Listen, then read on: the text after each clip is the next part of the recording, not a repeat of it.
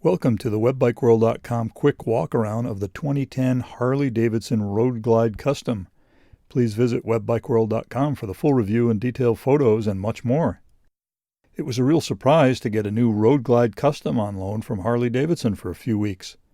We focus almost exclusively on European sport bikes and sport touring on webBikeWorld.com, and I have never been on a cruiser or Harley-Davidson motorcycle in my life.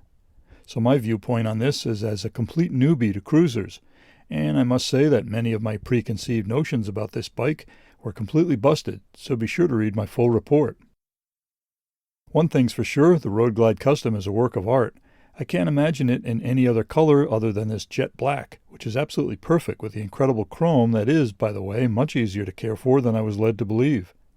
The classic Harley V-twin engine is the showcase here, and again it was way smoother and the output much more powerful than I had imagined. My biggest problem was getting used to the floorboards. The right side isn't bad, and I even got used to the big brake pedal. I never did feel 100% comfortable with the kickstand though. Unless the front wheel is turned to the left, the bike will slide around and the kickstand will start to fold up as soon as the bike moves a hair. The only thing I couldn't get used to was the rear leg of the shifter. This is the first thing I'd remove. I have size 10 shoes and my foot was trapped between the front and rear shifter arms with no place to move. I'd probably see if I could get a new set of floorboards also, maybe that extended back about 6 inches or so.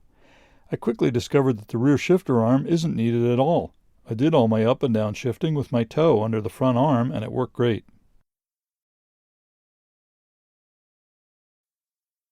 The saddlebags are very handy and they hold a ton.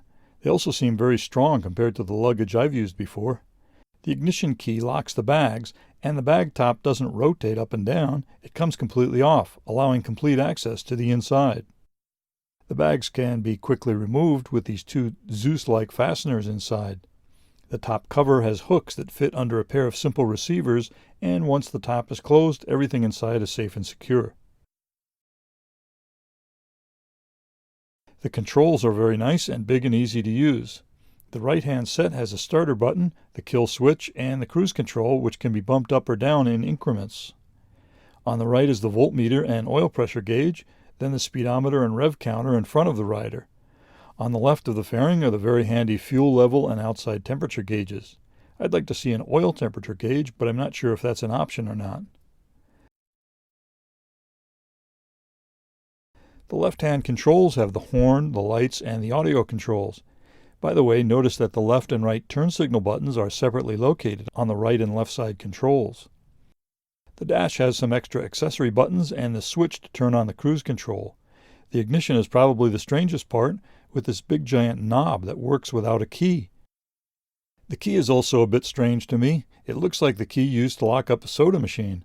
You only need it to lock the bike. The bike will start without any key by simply turning the big ignition knob. So that's a real quick look at some of the interesting features of the 2010 Harley-Davidson Road Glide. Be sure to read my full report on webBikeWorld.com, and we also made an on-the-road video, so be sure to catch that. Thanks for watching.